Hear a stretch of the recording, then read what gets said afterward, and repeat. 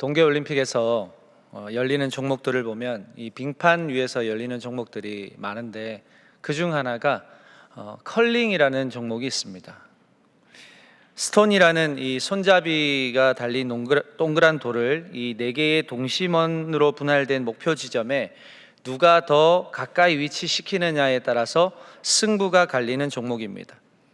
예전에 이 평창 동계올림픽에서 팀킴이라 불리는 우리나라 대표 선수들이 최초로 은메달이라는 좋은 성적을 거두면서 주목을 받기 시작했습니다.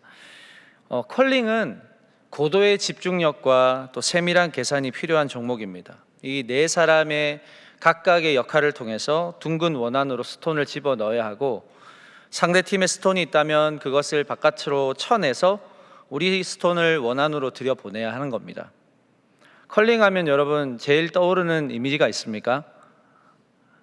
저는 이 솔처럼 생긴 막대기로 스톤의 그 길 앞을 막 닦는 거예요. 막 닦는 겁니다. 이걸 컬링 용어로 스윕이라고 하더라고요. 스윕. 적절한 스윕으로 말미암아 이 스톤의 마찰력을 감소시켜서 스톤의 진행거리를 조절할 수 있고 스톤의 방향도 바꿀 수가 있어서 스윕을 어떻게 하느냐에 따라서 경기의 판도가 달라지는 것입니다. 말씀을 준비하면서 제가 컬링이 왜 생각이 났냐면, 우리가 걸어가는 신앙의 삶이 이 컬링의 경기랑 비슷하다는 생각을 하였기 때문입니다.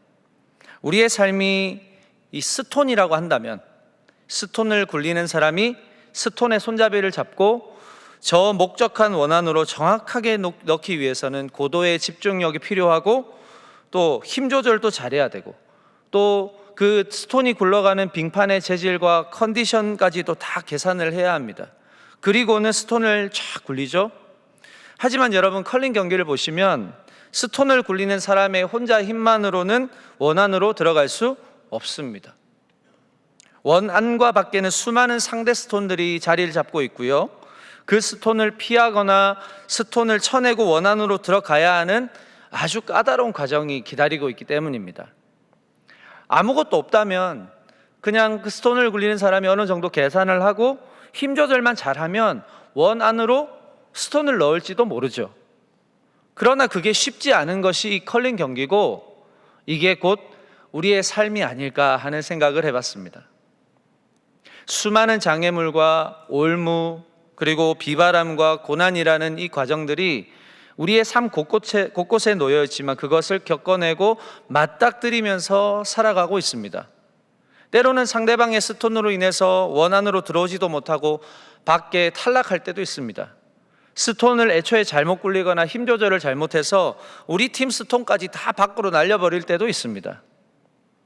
하지만 이러한 시행착오를 겪으면서 결국은 한 점을 따고 또는 한 점을 주면서 경기를 배우고 감각을 익히고 경험을 쌓고 원팀으로서의 면모를 갖춰 나갈 때 나중에는 투구하는 선수나 솔질을 하는 선수나 한 몸이 되어서 더 나은 경기를 하게 되고 결국은 좋은 성적을 받게 되는 것 아니겠습니까? 저는 오늘이라는 삶을 살아가는 저와 여러분이 스톤을 투구하는 사람이라고 생각합니다. 수많은 계산과 힘 조절을 하고 난 뒤에 스톤을 굴리죠. 하지만 그 스톤을 손에서 떠나보낼 때는 이제 그 투구한 사람의 역할은 끝나는 겁니다. 이제 스윕을 하는 사람, 즉 열심히 솔질을 하는 사람에게 맡겨야 해요. 스톤의 방향을 바꾸기도 하고 스톤의 마찰을 줄이기도 하고 앞에 장애물이 있지만 정확하게 원 안으로 들어가게 하기 위해서 이 스윕의 역할이 참 중요한 겁니다. 저는 우리 하나님께서 바로 우리의 삶의 방향을 주도하시고 손에서 떠난 스톤을 가장 정확하게 원 안으로 들여보내실 수 있는 스윕이라는 사실을 믿습니다. 저는 하나님과 우리의 관계를 컬링팀에 한번 비유를 해봤습니다.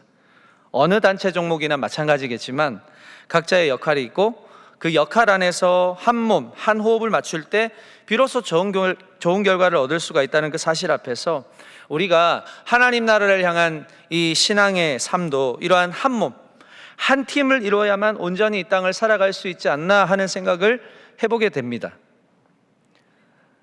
위대한 사도인 바울은 유독 예수 그리스도와 성도의 관계를 이 하나로 묶어서 강조하는 것을 보게 됩니다. 고린도전서 3장 6절에 보니까 나는 심었고 아볼로는 물을 주었으되 오직 하나님께서 자라나게 하셨나니. 우리가 심고 물을 주는 행위는 할 수 있을지라도 그 심은 것을 자라나게 하시는 분은 오직 하나님밖에 없다라고 하는 사실을 말해주고 있어요. 에베소서 2장 21절에서 22절에 보니까 그의 안에서 건물마다 서로 연결하여 주 안에서 성전이 되어가고 너희도 성령 안에서 하나님이 거하실 처소가 되기 위하여 그리스도 예수 안에서 함께 지어져 가느니라. 예수님께서 비록 건축자가 쓸모없다고 버린 어떤 돌이었지만 하나님께서는 이 건축자가 버린 돌을 오히려 그 건물을 중심에 받쳐줄 모퉁이의 머릿돌이 되게 하신 분이잖아요. 그 머릿돌로 인해서 비로소 건물마다 서로 연결이 되어서 나중에는 성전을 이룬다고 말씀을 하고 있습니다. 에베소서 4장 16절에 보니까 그에게서 온 몸이 각 마디를 통하여 도움을 받음으로 연결되고 결합되어 한 각 지체의 분량대로 역사하여 그 몸을 자라게 하며 사랑 안에서 스스로 세우느니라. 온 몸이 각 마디를 통해서 연결이 되고 결합이 될 수 있는 이유는 무엇입니까? 서로 도움을 받기 때문이라고 말합니다. 연결이 되어야 각 지체의 분량대로 활동할 수 있고 활동을 해야 비로소 그 몸이 자라날 수 있다고 하는 거예요. 자, 이 한 몸이 세워지기 위해서 가장 중요한 게 뭘까요? 머리입니다. 이 머리. 그 머리가 누구라고 말하고 있습니까? 에베소서 4장 15절에 보니까 오직 사랑 안에서 참된 것을 하여 범사에 그에게까지 자랄지라 그는 머리니 곧 그리스도라. 우리의 삶의 머리 대신 예수 그리스도께서 계시지 않으면 제 아무리 우리가 머리를 굴리고 힘 조절을 잘하고 빙판의 컨디션을 알고 있다고 해도 원하는 목적지까지 갈 수 없고 절대로 그 경기 안에서는 한 팀으로서 좋은 성적을 거둘 수가 없다라고 하는 거예요. 하나님은 저와 여러분의 삶의 모든 순간을 함께 걸어가기를 원하신다는 사실을 믿으시기 바랍니다. 그리고 이미 저와 여러분을 향한 목적과 계획을 정확하게 갖고 계시는 분이세요. 하지만 저와 여러분이 이러한 하나님의 말씀을 믿고 그 뜻에 순종함으로 저와 여러분의 손에 들린 이 스톤을 과감하게 굴리고 하나님께 맡겨드리는 믿음을 통해서 우리의 생각보다 더 크신 하나님의 계획과 목적을 따라 우리는 자라나게 될 거고 결국은 하나님이 우리를 통해 놀라운 열매를 맺게 하신다는 사실을 우리는 믿어야 한다는 사실이에요. 자, 오늘 신명기 말씀을 읽었습니다. 이 신명기는 가나안 땅을 약속된 땅 그 가나안 땅을 10하루길을 앞에 두고 이스라엘 향해서 하나님의 뜻을 선포하는 모세의 세 번째 설교가 들어있는 성경이 신명기입니다. 여러분 10하루길을 갈 수 있는 거리라고 해요. 그런데 그 가나안 땅을 무려 40년이나 걸쳐서 도착하게 하신 하나님의 뜻이 무엇일까? 이들이 가야 할 가나안 땅과의 물리적 거리는 비록 가까웠을지라도 그 가나안 땅, 약속된 땅을 가야 하는 그 백성과 하나님과의 영적 거리가 너무나도 멀었기 때문이에요. 이스라엘과 하나님과의 마음의 거리를 좁히는 그 시간이 무려 40년이나 걸렸다는 겁니다. 하지만 이 시간들은 허송세월이 아니었어요. 백성들에게 필요한 시간이었어요. 앞으로 이들이 살아갈 수십 년, 수백 년, 수천 년에 이르도록 이 하나님과의 영적 거리가 얼마나 중요한가, 이걸 알게 하신 시간이 40년이었다는 거예요. 백성들에게는 이 시간을 통해서 하나님을 향한 마음을 다시 확정하고 오직 하나님만을 섬기기로 다짐하는 은혜의 시간이었을 겁니다. 분명히. 여러분, 우리의 삶에 하나님이 계시지 않는다 그러면 우리에게 약속하신 그 가나안 땅에 들어갔을 때 우리는 가나안 사람들처럼 살아갈 수밖에 없어요. 하나님이 택하신 이스라엘 백성들이 그 우상이 가득한 땅에서 구별되고 거룩하여져서 궁극적인 우리의 삶의 목적인 하나님의 영광을 나타내기 위해서 그 땅에 들어가기까지 40년이라는 시간을 돌고 돌게 하신 겁니다. 자, 저와 여러분의 그 시간 속에 하나님과의 영적 거리를 좁히는 그런 시간이 있습니다. 분명히. 여러분은 지금 하나님과의 마음의 거리, 영적인 거리가 얼마 정도 됐어요? 그리고 얼마나 걸릴까요? 여러분들과 하나님과의 그 마음의 거리가 좁혀지는 시간. 어떤 사람은 1년이 걸릴 수도 있습니다. 근데 어떤 사람은 10년이 걸릴 수도 있어요. 근데 어떤 사람은 50년이 걸릴 수도 있습니다. 하지만 그 시간의 많고 적음이 중요한 건 아니에요.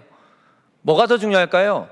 하나님과의 영적 거리, 그 하나님과의 마음의 거리가 가까워지는 게 더 중요하다는 거예요.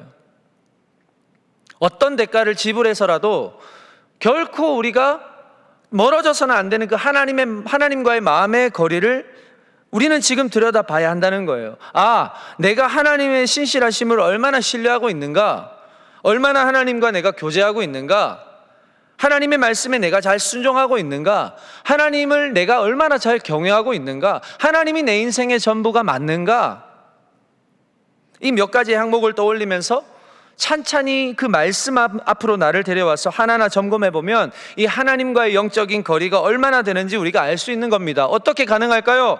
말씀을 통해서 주의 성령께서 나의 마음을 조명해 주시고 깨닫게 하시고 부끄럽게 하시고 또 옳은 길로 가게 하실 것이기 때문이에요. 여러분, 우리는 하나님과의 마음의 거리를 더 가까이 하는 삶, 즉 하나님을 더 사랑하고 그분만을 섬기는 것이 목적인 사람들이잖아요. 그걸 위해서 여러분들은 지금 애쓰고 있습니까? 마치 사랑하는 여인들처럼 가까이 하지 못하면 괴롭고 보지 못하면 보고 싶고 못 보면 불안해지는 이 상태, 이게 정상인 것 아니에요? 연인과의 관계 속에서 이것이 어쩌면 하나님과의 영적 거리를 가늠하는 기준이 아닐까요? 옛날에 제가 언제일까요? 20대 때 숫자송이라고 잠깐 유행했던 노래가 있어요. 숫자송 1부터 10까지 숫자로 이 남녀 간의 사랑을 이야기했던 노래인데 이게 좀 닭살이에요. 그래서 안 부를 거예요. 부르지 않고 읽어볼게요. 7까지만 읽어볼게요. 1초라도 안 보이면 2. 이렇게 초조한데 3초는 어떻게 기다려? 이야 4. 사랑해, 널 사랑해. 5. 오늘은 말할 거야. 6.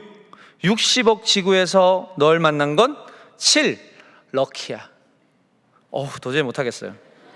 뭐 이런 노래가 있습니다. 남녀 간의 사랑도 이렇게나 애틋하고 가깝고 1초라도 안 보이면 초조해하고 3초는 어떻게 기다려? 이런 노래도 나오는데 여러분, 우리 하나님이 바로 저와 여러분을 향해 품고 계시는 마음 아닐까요? 그런데 우리는 이러한 마음에 제대로 화답하고 있습니까? 하나님이 원하시는 건 이런 노래보다도 우리의 이런 실질적인 마음 아닐까요? 어떤 마음일까요? 하나님을 향한 믿음이에요. 하나님의 말씀을 향한 순종 아니겠습니까? 여러분, 신명기 1장에서는 이제 하나님이 약속하신 땅을 코앞에 두고서 이 백성들이 가나안 땅을 정탐할 수 있도록 사람을 보내는 장면이 등장합니다. 근데 여기서도 이 백성들은 하나님이 원하시는 믿음과 순종이 보이지 않아요.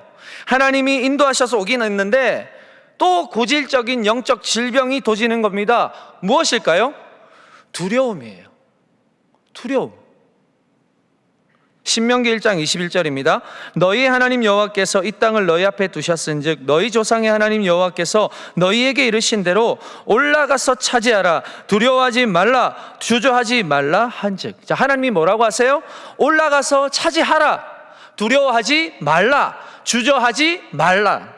자, 40년 여정 가운데서 이 이야기를 이때 한 번만 하셨을까요? 아니잖아요.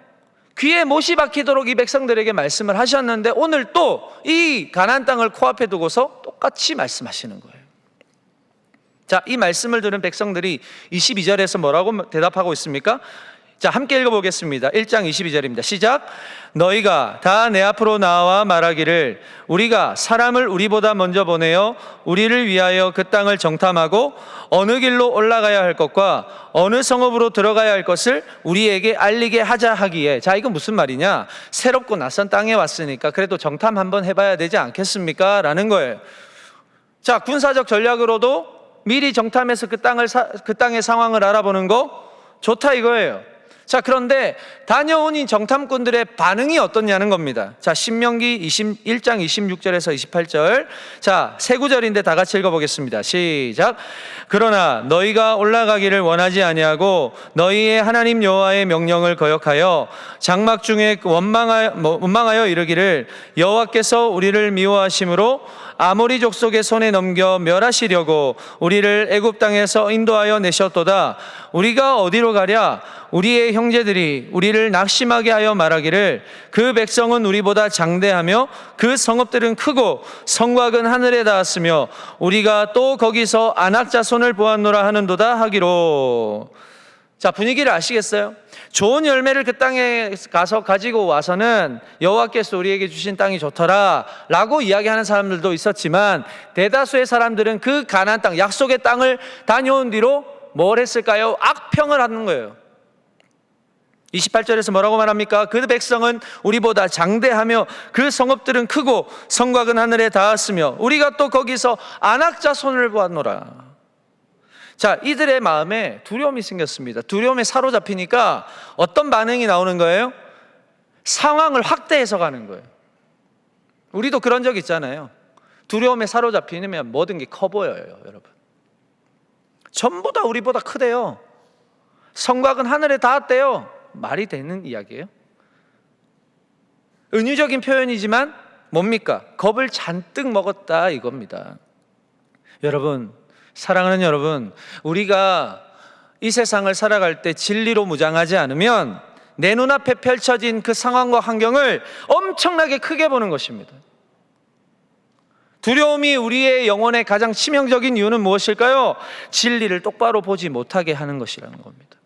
진리를 똑바로 보지 못하게 해요. 두려움이 생기면. 두려우니까 말씀도 생각 안 나요. 두려우니까 기도할 생각도 못 해요. 두려우니까 예배를 드리러 올 생각도 못 하는 거예요. 근데 이미 이 백성들은 광야 40년의 그 시간 가운데서 아낙 자손과 같은 강대국들을 만났습니까? 안 만났습니까? 만났잖아요. 많이 만났잖아요. 아낙 자손들보다 더 악랄하고 더 강한 군대도 많았지 않습니까? 나라의 경계를 지날 때마다 싸웠잖아요. 그런데 패배했습니까? 한 번도 패배한 적이 없잖아요. 이러한 승리를 주신 분이 하나님이 아닙니까? 하나님이라는 가장 강한 용사가 계심을 믿고 담대히 싸웠을 때는 이들의 마음에 두려움이 없었던 거예요. 그런데 말씀에 순종하지 않고 자기 생각으로 가득한 상태로 그 땅을 정탐하고 오니까 감당할 수 없는 두려움이 온몸을 휘감는 것입니다. 자기 눈에는 다 크고 강해 보이는 거예요. 오늘 우리가 이런 영적 시야를 가지고 살아가고 있지 않습니까? 하나님이 너무나도 크신 분인데, 하나님이 가장 강한 용사이신데, 하나님이 이기지 못하실 것이 없는데, 하나님의 말씀을 따르며 말씀이 주는 담대함으로 이 세상을 살아가는 게 아니라, 그래도 내가 봐야지, 내가 판단해 봐야지, 내가 직접 해봐야지, 좋다 이거예요. 좋아요. 근데 막상 해보니까 내가 넘을 수 없는 장벽 같고 감당할 수 없는 강함이 느껴지는데, 그러면 어떻게 해야 되는 거예요? 그때라도 하나님께로 돌이켜야죠. 그때라도 하나님께 돌이켜서 하나님이 나에게 하신 약속을 믿고 다시 순종해 봐야 될 것 아닙니까? 눈앞에 보이는 상황과 환경에 지금까지 나를 위해서 싸우시고 나를 승리하게 하신 하나님을 새까맣게 잊어버리고 두려움에 사로잡혀서 지금 덜덜덜 떨고 있는 것 아닙니까? 오늘 모세가 이런 백성들에게 다시 하나님의 말씀을 전하는 거예요. 신명기 1장 29절에서 30절입니다. 다 같이 읽어보겠습니다. 시작. 내가 너희에게 말하기를 그들을 무서워하지 말라, 두려워하지 말라. 너희보다 먼저 가시는 너희의 하나님 여호와께서 애굽에서 너희를 위하여 너희 목전에서 모든 일을 행하신 것 같이 이제도 너희를 위하여 싸우실 것이며. 아멘. 자, 저는 이 30절에서 이 말씀이 제 마음을 강하게 때렸습니다. 너희보다 먼저 가시는 너희의 하나님 여호와. 저를 한번 따라해 보실까요? 너희보다 먼저 가시는 너희의 하나님 여호와. 너희보다 먼저 가시는 너희의 하나님 여호와. 나로 바꿔볼까요? 나보다 먼저 가시는 나의 하나님 여호와. 여러분, 이 말씀은 거짓이 아니에요. 이 말씀은 진실입니다. 그리고 우리를 향한 하나님 당신의 이름을 걸고 저와 여러분에게 약속하신 아주 책임 있는 말씀이에요. 어찌 이것이 거짓일 리가 있겠습니까? 이게 거짓이 아닌 이유는 이미 430년간 이 애굽의 종살이에서 구원하시고 40년의 광야 생활 가운데서도 하나님께서는 너희를 위하여 모든 것을 행하셨기 때문이에요. 그리고 앞으로도 변함없이 너희를 위하여 싸울 것이다, 이렇게 약속하시는 것 아닙니까? 이렇게 말씀하시는 의미는 무엇일까요? 야, 너희 걱정하지 마 라고 말씀하시면서 우리는 그냥 꽃감 하나 타고 유유자적하면서 가고 하나님만 앞에서 피투성이가 되도록 싸우시는 것을 의미하는 거 아닌 거 아시잖아요, 그죠? 그런 거 아니잖아요. 이렇게 말씀하시는 이유는 우리도 이 땅의 죄악과 불신앙과 불의와 싸워 나가야 된다는 거예요. 진리로 무장한 사람에게는 어쩔 수 없이 진리의 반대 세력이 우리를 건드리게 되어 있어요. 싸움을 걸어와요. 하지만 이 싸움을 우리가 싸우더라도 실질적인 승리를 가져다 주실 하나님을 믿고 싸우는 거지, 그 믿음을 통해서 하나님도 싸우시고 우리를 결국 승리하게 하시는 거지 하나님만 싸우는 게 아니라는 거예요. 함께 싸우는 거예요. 여러분의 삶에 하나님이 함께 싸워주시는 거예요. 여러분이 열심히 세상 가운데서 일하고 사람들과 관계를 맺고 때로는 갈등하고 모든 순간 속에서 여러분만 싸우는 것이 아니라 이 모든 고난과 환난을 지나가게 하시는 것이 아니라 같이 싸워주신다고요. 비진리 앞에, 불의 앞에, 불신앙 앞에 여러분의 신앙과 믿음을 통해서 하나님이 싸워주신다고요. 하나님이 결국 이기게 하신다는 사실이에요. 우리는 이 싸움을 피하지 말고 두려워하지 말고 주저하지 말고 믿고 순종할 때 저 강해 보이는 안악 자손을 다 쓰러뜨려 주신다는 사실입니다. 자, 오늘 저의 마음을 강하게 때리는 말씀, 너희보다 먼저 가시는 너희 하나님 여호와를 묵상하면서 저는 어렵고 험한 길을 선택하여 가고 있는 우리 동안 청년부를 생각하게 됐습니다. 어쩌면 그냥 편하게 예배하고 주어진 사역을 하면서 한 해 한 해 청년으로 살아가면서 나이를 먹고 또 만나게 하신 짝과 결혼을 하는 어떤 이런 루틴한 신앙생활을 해도 그 누구도 뭐라 할 사람이 없는데 지금 우리는 굳이 이 어려운 길을 선택해서 가려고 하고 있습니다. 주보 간지를 보셔서 아시겠지만 동안 청년부는 올해 초부터 조직 개편을 준비를 하고 있었고 내년도에 우리 동안 청년부는 다시금 새로운 조직과 사역으로 하나님의 나라를 견고하게 세워가려고 하고 있습니다. 물론 완성된 건 아니에요. 여러분들께도 설문을 하고 받아보고 또 TF팀 안에서도 치열하게 논의를 하고 함께 고민하면서 준비하고 있어요. 그 과정을 여러분들께 좀 말씀드리고자 간지를 준비한 겁니다. 아시는 바와 같이 우리 동안 청년부의 10개 부서는 올해가 마지막입니다. 부서가 가지고 있는 강점 정말 많고 다양하죠. 하지만 이 여러분이 공동체로 함께 계시는 이 우리 동안교회는 하나님 나라의 비전을 이제 소그룹에 초점을 맞춰가려고 합니다.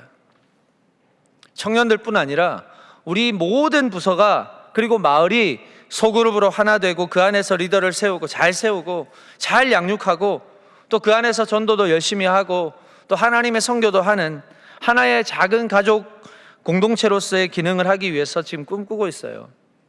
우리 동안 공동체가 이를 위해서 가장 먼저 우리 청년부가 가장 먼저 이에 앞서서 개편을 준비하고 있고 내년에 변화된 이 구조 안에서 새로운 만남과 또 새로운 사귐을 통해서 함께 하나님 나라를 세워가 나가고자 합니다.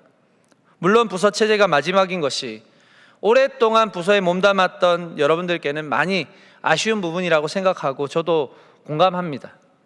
하지만 여러분, 교회는요 정을 나누고 친교를 나누는 그 이상의 것이 있습니다. 바로 비전을 공유하는 곳입니다. 그렇기 때문에 우리는 여기 머물러 있는 것이 아니라 이제 자라나야 합니다.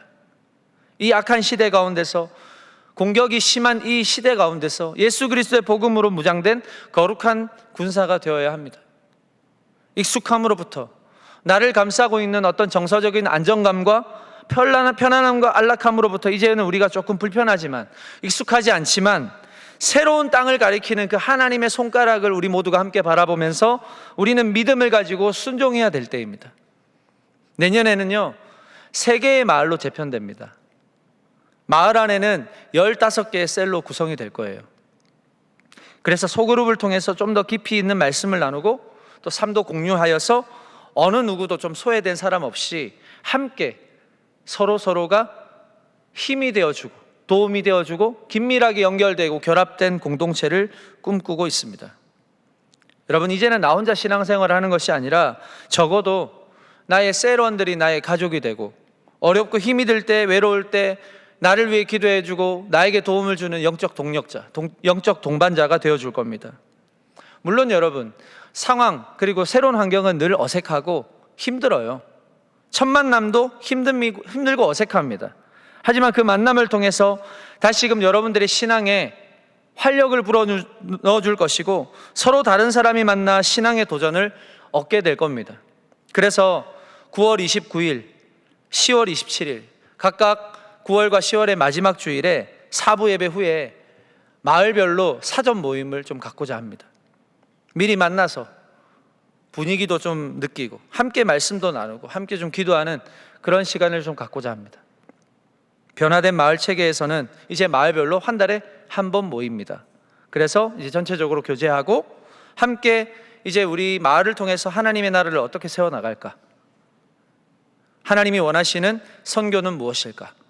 이것을 한 달에 한 번씩 모여서 이제 서로 교제도 하고 또 함께 기도도 하고 고민도 해볼 거예요. 그리고 매주는 셀 모임을 하게 됩니다. 그리고 셀 안에서는 새로운 가족들을 계속해서 만나서 한 식구로 계속해서 만들어 나갈 거예요. 어쩌면 셀은 이제 10명 정도 생각하고 있는데 이 셀이 10명이 넘어가면 사실상 관리가 힘들고 좀 나눔이 힘들어집니다. 그래서 이제 계속해서 새 가족이 들어와서 이제 뭔가 좀 번성을 하게 되면 다시 리더를 세워서 양육하고 또 다른 셀로 번식을 할 수 있도록 할 겁니다. 이제 그러면서 계속해서 수많은 셀이 나오게 되겠죠. 함께 예배하고 함께 경배하고 또 서로를 위해 축복하고 기도하고 함께 말씀을 쉐어하고 또 도전을 받아서 다시금 삶에서 여러분들이 세상의 빛과 소금이 되는 것, 이것이 우리 동안 청년부가 조직 개편을 하는 목적입니다. 여러분, 더 이상 이제 무의미하게 교회당을 왔다 갔다 하지 않으셨으면 좋겠습니다. 그래서 내년에 정말로 마을의 목회자들과 리더십들이 최선을 다해서 여러분들을 정말 진심으로 양육하고 돌볼 겁니다.